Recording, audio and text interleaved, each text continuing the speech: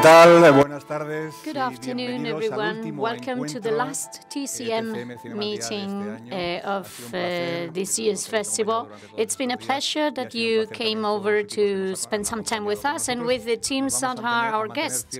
So today we're going to keep on talking about the cinema to the last minute, and today is more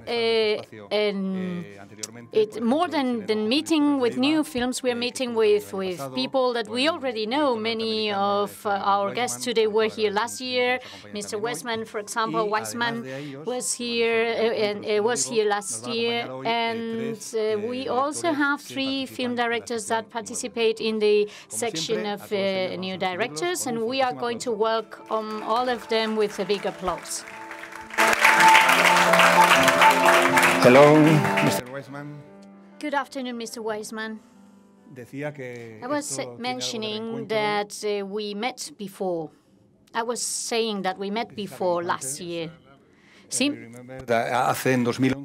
So you remember that you were here in 2011 with one of your last feature films. And you have come here to present Ex Libris, your last film, which is a documentary film about the activities of the New York Public Library. Why did you take an interest in this institution? Well, I've been doing a series of films on institutions that are important in all societies, and I thought a library would be a nice addition to the series. And I knew that the New York Public Library is one of the great archives of the world, and it's got one of the great collections of books. But I discovered when I started to make the movie that they also provide a wide variety of services to different communities in New York, particularly to poor and immigrant communities. And Toni Morrison is quoted in the film as saying that the library is probably the greatest of democratic institutions. And I found that to be the case because it welcomes everybody, regardless of class, race, ethnicity, economic position, etc. Parte de la película transcurre en Part of the film takes place inside the central building of the New York Public Library, which is in the 5th Avenue, if I'm not wrong. But you also shot in other seats in different neighborhoods where they carry out this social work. Yes, I mean, there are the New York Public Library, which is only the library for Bronx, Manhattan, and Staten Island, because Queens and Brooklyn have their own systems. But there are 90 branches, in different parts of the city, and each branch has its own set of programs suitable for the needs of the people in that particular community. For example, the branch in the Bronx runs job fairs, has literacy programs, teaches English or teaches Spanish. They have lawyers that come in and advise people about how to set up a corporation, or they have job fairs. That's only a small example of the range of activities that are offered. Ahora seguimos hablando, pero sobre todo para for those who didn't have the opportunity to watch the film, I would like to show some images before we continue talking. Of our branches, from the wonderful but passive repositories and spaces to education centers. The most famous crime-fighting dog in the country. Good job. How's it going, Ravi? You like the book? Yeah. Awesome. Libraries have always been this adjunct to the education system in the city. There are 127 city agencies. We probably do business with 30 or 40 of them. We're out there trying to improve the lives. You continue filming in your own style. You appear behind the camera, but the sensation is that there is no camera, and I would like to know how it is to film like that. I don't know how far the activities that you were shooting in the New York Public Library were selected by you before, or they just came up when you were visiting the library. Selected before, and nothing is staged. It's just activities that I happen to come upon, or I've been told about, are going to take place in advance. But usually the participants don't know that I'm going to be there, except when the moment that I arrive. And, you know, the model for this kind of filmmaking is Las Vegas. you roll the dice and you take a chance that you'll accumulate enough material out of which I can edit a film. And the cutting phase, the editing, had been, I suppose it had been very long, because if you shot so much. You know, because I have no idea in advance what sequences I'm going to find. I have no idea when I start the editing what the structure of the film is going to be. What I start off doing is just editing individual sequences, and that takes me 6 months or so, and it's only after I've edited all the possible sequences that I might use that I begin to work on the structure. But I have no idea in advance what the structure or the point of view of the film is going to be, or what the themes will be. There are many scenes in which people working in the administration work, and you put a lot of weight on those characters, on those people. I have the impression that those institutions are changing nowadays, and you mentioned this change in the film.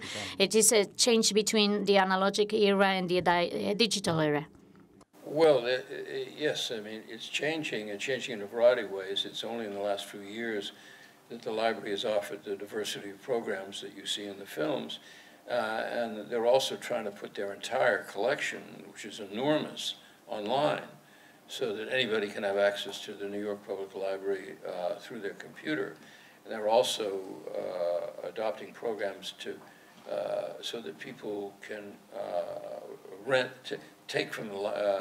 borrow from the library hotspots, because as somebody says in the film, a third of the people in New York don't have enough money to have access to the internet.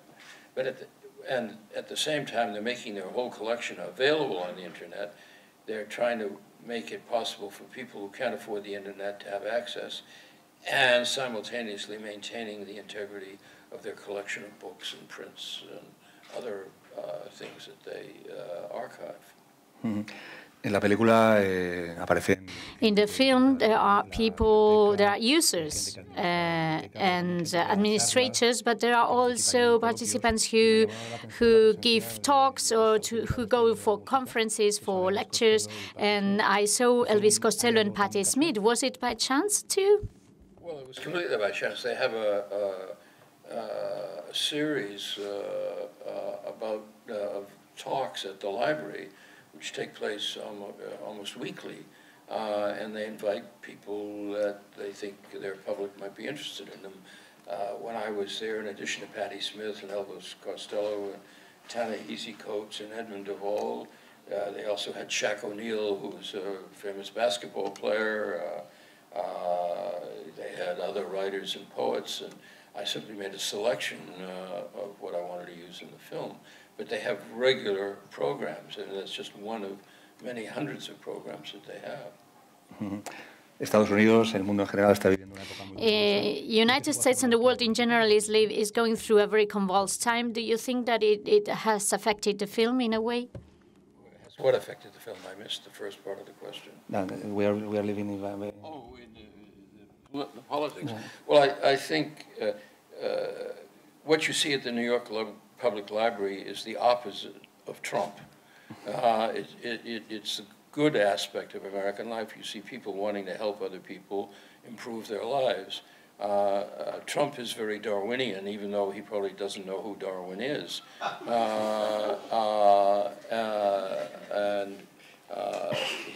He wants to eliminate the kind of programs that help immigrants or poor people advance their economic benefits or advance their cultural interests.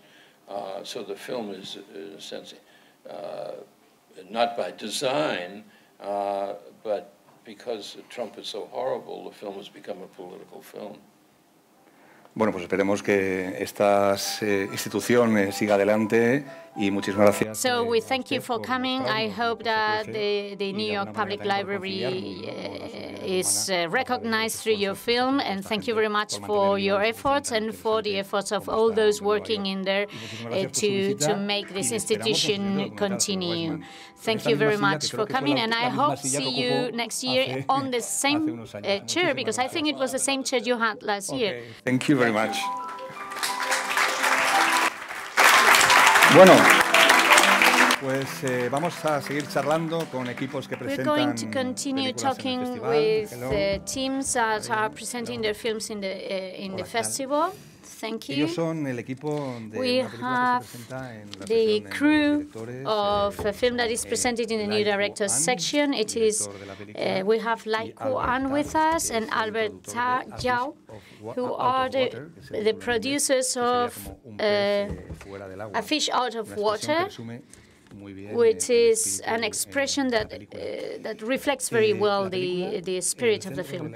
The film is centered on a child who says that his parents are not his parents. It's a kind of child fantasy that we all had. Would you like to tell us, Lai, how you decided on this topic and make a film out of it?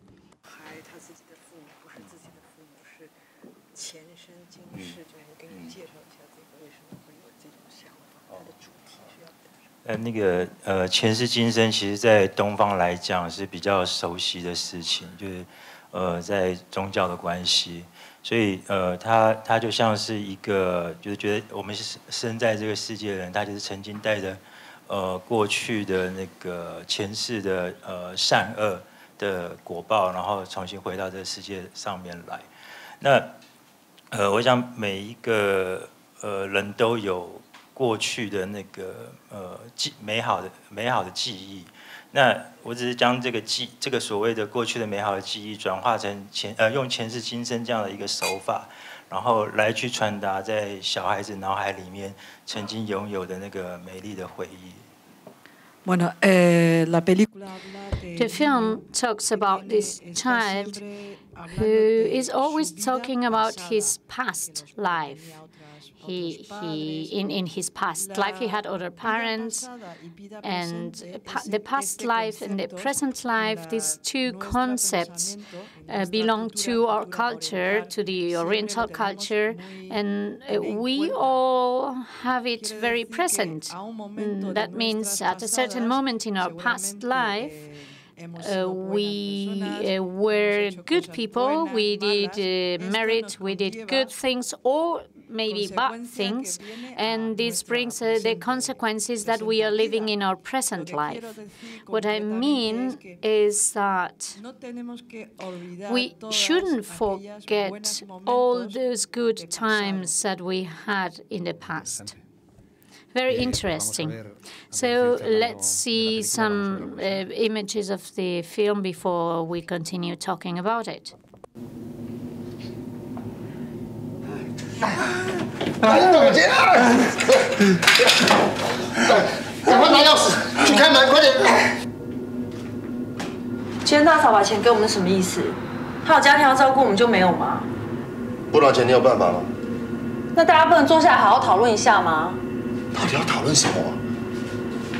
如果你真的受不了了，你就把它顾好就好了。我家的事轮不到你来说。 Bueno, ahí lo veíamos. En la película el centro es el niño, pero también la historia de la familia y sobre todo de la pareja. Centered on the child, but also on the couple, on his parents, and how the couple is developing and changing according to the child's fantasy. Did you also want to show the dynamics of the couple in the film? 其实虽然我的故事是以小孩当作主述，但是主要在讲的其实还是家庭跟婚姻的关系。那因为我想每一个就是很多人在现在的这些社会压力跟经济压力底下，其实是非常的压迫的。那往往就会因为这些压迫而忘记了你过去曾经拥有的那些美好的记忆，对。然后造成的家庭的崩坏的关系。对，但所以这个前世今生，它要传达的并不是要我们去看前世这件事情，而是要看，因为前世已经过去，就是以前的过去的记忆是已经过去，它完全回不来了。就是我们该面对的，还是你该选择怎么面对你的未来的。Well, this film mainly speaks about the family and family relationships and couple relationships through this fantasy of the child. And I'm interested in the dynamics in the couple because they are under pressure and they fight a lot. And this happens very often in any couple. But we have forgotten about the past. We have forgotten the good moments in which we fall in love and we committed to the other person. And in the present, when we are under pressure and when we become parents and we have problems, we have broken something because we have forgotten the past. We have forgotten the good things. This is the main topic. I would like you to comment on the work with the actors, especially with the child who is really genius. How did you find him? 这个小朋友非常聪明，然后他拍这部戏的时候才6岁半，就不到7岁。那但是因为他非常的聪明，就是非常善解人意，所以在我想前世今生前世的这个事情，在小孩子的脑海里面，其实是他不会理解的。那我们也有填调过，就是征询过那个心理医生的咨询，对，所以他们是不会了解这个事情，所以我们运用了一个转换的手法。就是我们会画那个，因为小孩子对图像的理解是比较快的，比较清楚，所以我们就画了一些4个漫画，让他去理解故事的状态。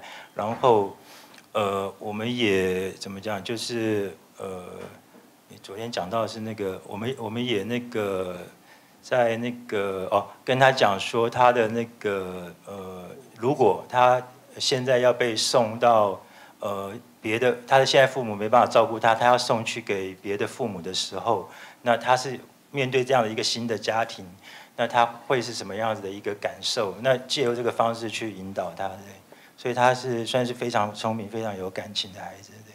Bueno, este niño es un niño. This child is very clever.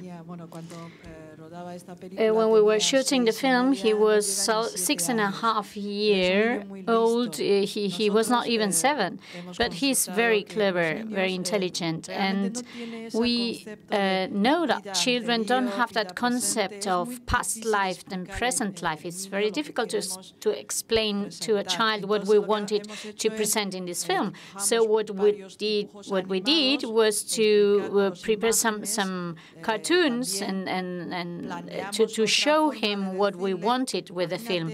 And we told him as well, imagine that your parents love you very much, but they can't take care of you at the moment, and you have to go to another place. How would you feel? So we had to present things in a different way so that he could understand his character. But anyway, he is very intelligent and very clever.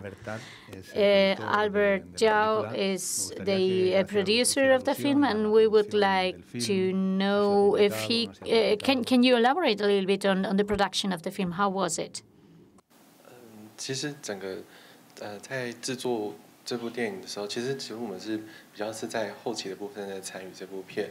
那其实我们也希望在整部片的时候，是能够把导演推去国际影展的部分，因为其实台湾从侯孝贤或是杨德昌导演之后，真的有一段时间也没有看到，就是很少再出现在大影展。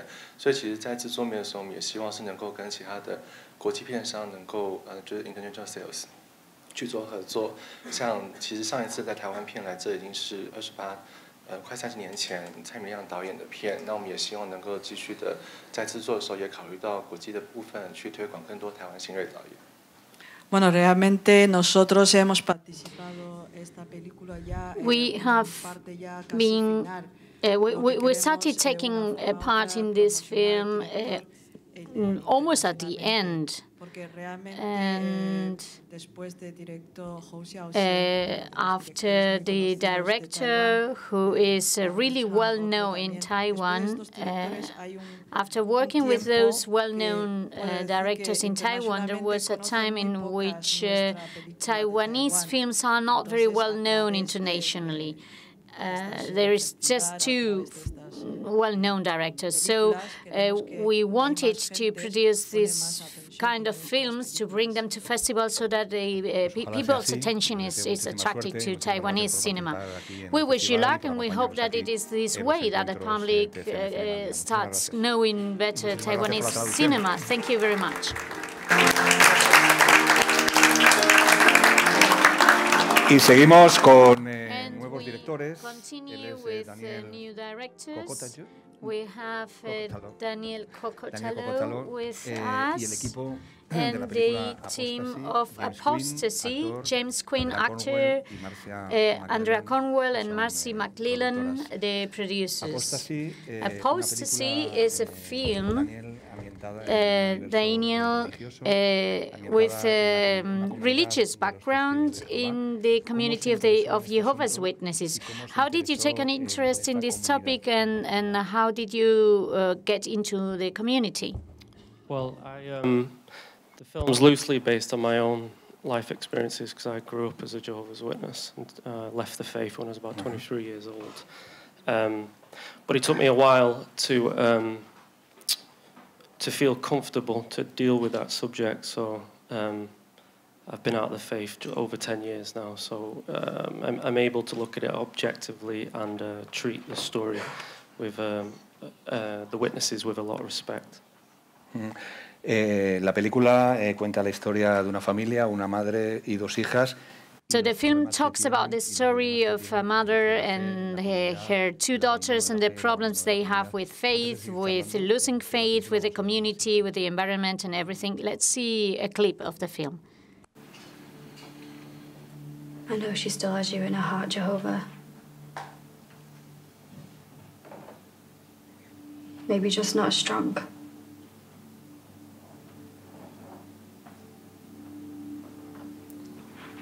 I did pray the elders would see that.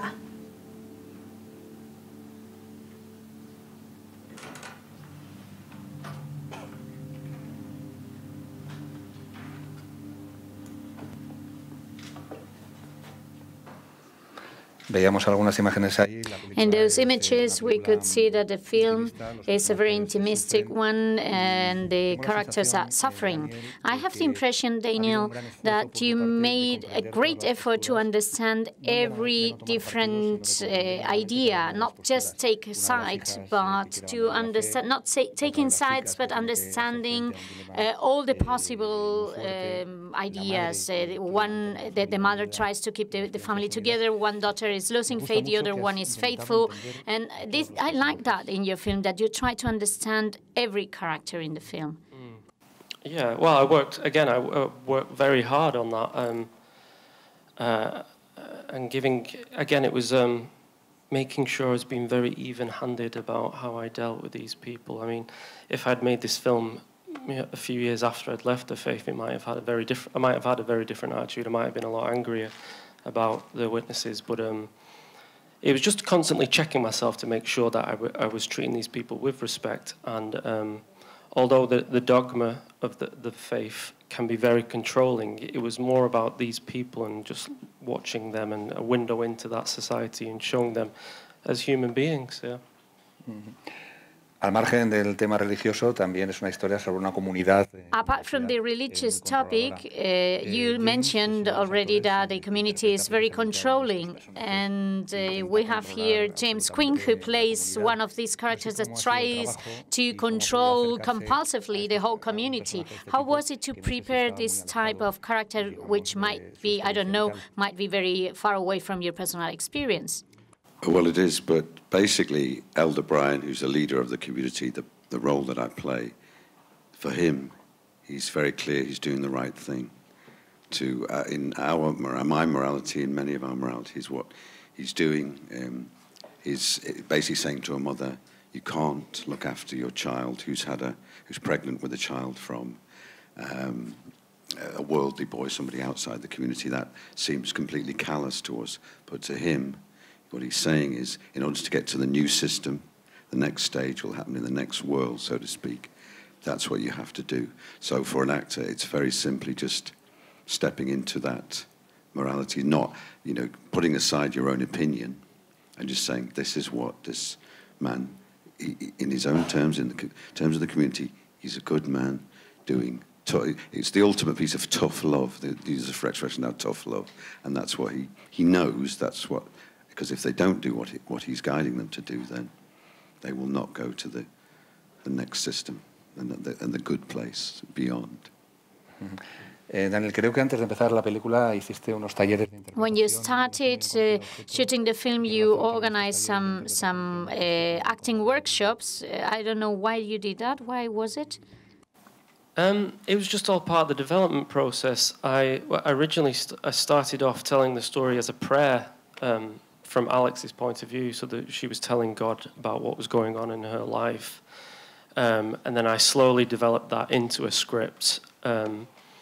But I kept some of those elements of the prayer, so we then designed workshops with sort of working class kids in Manchester, and then filmed it at the same time to work out exactly how I was going to visualize this technique I was using. Yeah. I mean, just to add on that, we had lots of questions about how, she's basically talking about things that are happening in the room around her. So it's her directly talking to God as if it's later on. So we wanted to play with this technique, and there was quite a lot of experimentation that we were able to do very early. Mm-hmm. El tema de las oraciones que decías al principio era una de las estructuras, sí que se mantiene. The prayer, the structure of the prayer was your initial idea, and you kept most of it, but there are other techniques in the film. Can you elaborate on that, please? Other techniques, as in what the style, the way I was framing. Do you mean that, or do you mean story-based kind of? No, creo recordar que hay algunas citas bíblicas que dan paso a algunos aspectos. Well, you link several quotations from the Bible with other parts of the film, so you use the Bible to open the door to another narrative thread. Okay, yeah. Again, that was a part of the formalism of the style I was going for, to show you. I also felt like it was reflective of fundamentalism, this idea that you see the word, you see the text, and then you see how that is applied to everyday life. So it sort of became like a chapter header to different sections of the film. Mm-hmm. No sé qué peso ahora mismo tiene la comunidad de los testigos de Jehová en Manchester. I don't know how big is the Jehovah's Witnesses community in Manchester. Did you get any reaction to your film from them? Not yet. We kept it quite quiet while we were shooting. We changed the name of the film, and they weren't aware of it at the time. Just screening it at a few festivals, we've had quite a good response from ex-witnesses. But as for people who are still in the faith, I've no idea. I can't speculate how they're going to react to this film. I've done my best, again, to be very honest about this. And if witnesses watch this and give it time, hopefully they'll see that. But again, I can't speculate what's going to happen. Mm-hmm. Me gustaría que también añadierais algo por parte de la producción, cómo ha sido el proceso de producción. Can you tell us? Can you both tell us something about the production process? Were you afraid of polemics in the film? Well, the production process started quite early on with the development scheme that we were part of, which is funded by BFI and Creative England and BBC. And basically, it was always trying to pull out the authenticity. So one of the key areas for those who watch the film is the Kingdom Hall, which is where Jehovah's Witnesses go to pray. So that was a real key location that we wanted to find to make sure we could get across that authenticity. And Dan's upbringing helped make that possible. The other element was to have local crew and local actors, and to have that sense of place appear quite strong in the film as well. Mm-hmm. Yes, but just on the polemic aspect, I mean, I think we wanted to, one of the things we liked about the film is that it doesn't judge in a way. It's not saying these people are all wrong. There's, it sees why people feel that the community is important to them, and it tries to understand and sympathise with what faith can bring and the challenges of faith. So it's a strong film in many aspects, but it's from an insider perspective. It's not condemning, it's not judging, it's just presenting these people in very challenging circumstances. Sí, absolutamente, como decíamos al principio, es una película que no juzga y que además... As we mentioned at the beginning, it's a film that is not judgmental at all, and it's very respectful, but with characters that are living internal conflicts and dilemmas to which we can definitely relate. Thank you very much for this very interesting proposal, and I wish you luck with your film. Thank you.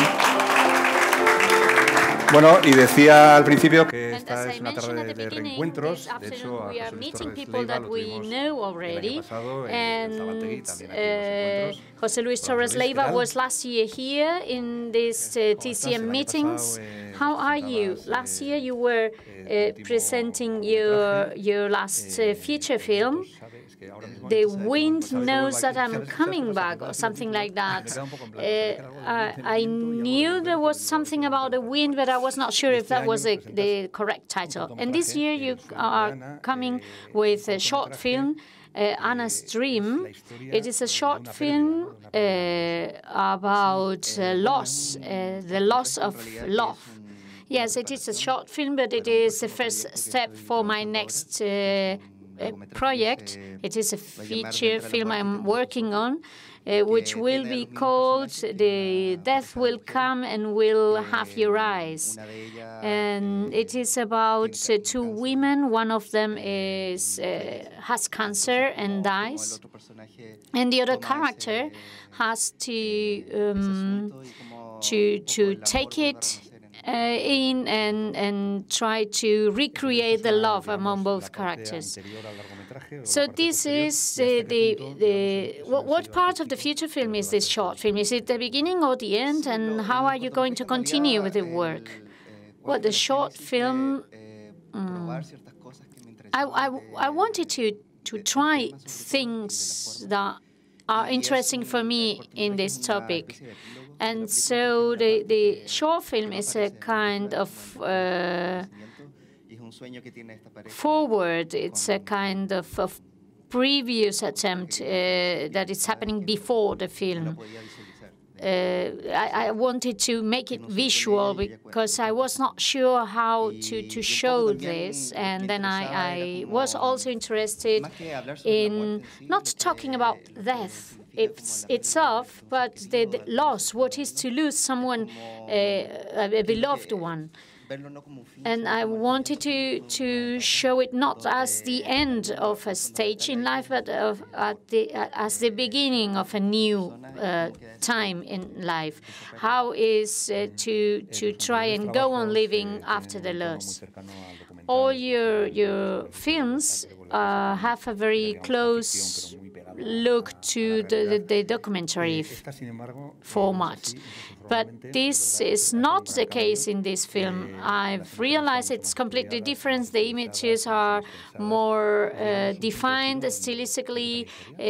Are you changing your style? No, not really. I already worked in feature films before, and I always tried to look for the right image in every project, and that might change from one film to the next. So I do think there are some elements that repeat themselves. And that are very typical for myself, but the style and the images and the might change. And in this film, I was interested in the style, in the looks of it. Apart from the feature film that you brought to the festival and the short film, you also were the president of the International Film School meeting in this festival. How was your work there? Well, I think it's very interesting. I was watching 14 different short films from different film schools from all over the world that were presented here during the festival, and at the same time they chosen the school film selected 14 people from different schools to be a jury, and I was the president of the jury. So we discussed the films, and in the end we chose a winner. But I thought it's very interesting to have the opportunity to discuss films with the students who have different points of views. We were 15 people, and there were many different points of view there, and it was a very enriching experience for myself. And it was very interesting to see also the dialogue among the different cultures after watching the film. It was very interesting. And now, what is the stage of the Death Will Come and Will Have You Rise? What is the production stage? Well, it is based on a book of an Italian author I liked a lot. It is a poet. And the idea is to start shooting next year, in October next year, approximately. So we are waiting for the moment for production to find financial means. So then we will see you here in 2 years' time with this new film, and I hope it is as successful as this short film. Thank you very much. See you in 2 years' time. Bueno, y nuestra última parada de hoy, de este año, es una película que for viene today de and for Suecia, this year se is a film titula coming from Ravens, Sweden, and it's y called nos Ravens. acompaña, And we have su with director, us the director, productora, Jen Sasser, and Janie Asser, the producer. Ravens, it's a film that takes place on a very isolated farm in 1978, I recall. And the environment is well known, a farm. We are all familiar with farms, but we discover very strange things in there. One thing that drew my attention is that your film mixes familiar things with strange things in every image. Was it intentional, or what was that? Yes, absolutely. My vision is, as a filmmaker, is to take the audience on a journey, intellectually, emotionally, but also to another world, to another life. And in Ravens, as you said, the world is a farm, and I would say it's quite exotic for most of us. But it's also a world that we all can relate to because it's just around the corner. And one of my visions with the film was to challenge the audience when it comes to pace, visual style, and content. In this farm, there is a very deep drama in the relationship between a father and a son. The father wants the son to take over the farm, and the child prefers birds. Let's see a clip.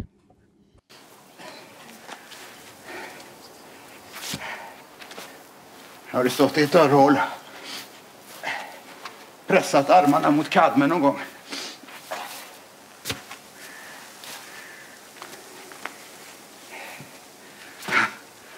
De lyfter sig av sig själva när du går där. Det är rätt lustigt, egentligen.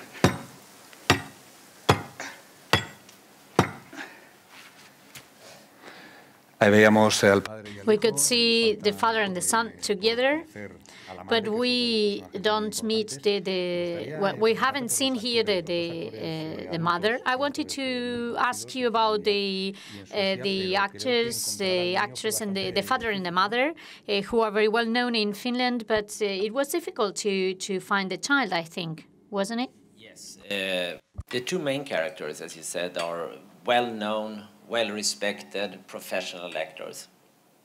But the boy is a newcomer, and I didn't want to have a smart city boy, so we decided to look only for the boy in rural Sweden. So we traveled around the country and visited, I think, 150 different schools to find the boy. And this is his first appearance ever. And to be 15 and work together with two well-known professional actors, it's demanding. But Claes is very intelligent and has a smartness. So I think he made a fantastic job. And it was a pleasure to work with. Jenny, en esta película. Jenny, in this film, there are animals. The weather changes all the time. It's raining. There is a child. That's the nightmare of any producer. I agree with you. And that was probably my first advice with talking with Jens to making his first feature. You should try to avoid these things, working with kids, animals, and weather. But that was not the only time he didn't listen up to me. So, but I think it turned out really well. But it was a long and tough journey. Tienes un pasado, creo, como fotógrafo. I think you worked as a photographer in the past, but you have decided upon a very austere photography here. How did you plan on the images in the film? For me as a director, I think being a director is to create a meeting between the camera and the actors, and that's the essence of cinema, the image and the character. And we decided to work with long takes and very few cuts, so we could get close to the characters. And one idea was that the drama would take place inside every single scene. So that's the idea behind long shots and few cuts. En cuanto al guión, la película sugiere mucho. About the script, the film is very suggestive, but it explains little. So I had the impression that you took many things out, so that is the public who decides and who fills in the blanks. Yes, this has always been also a vision for me, that try to leave out as much as possible.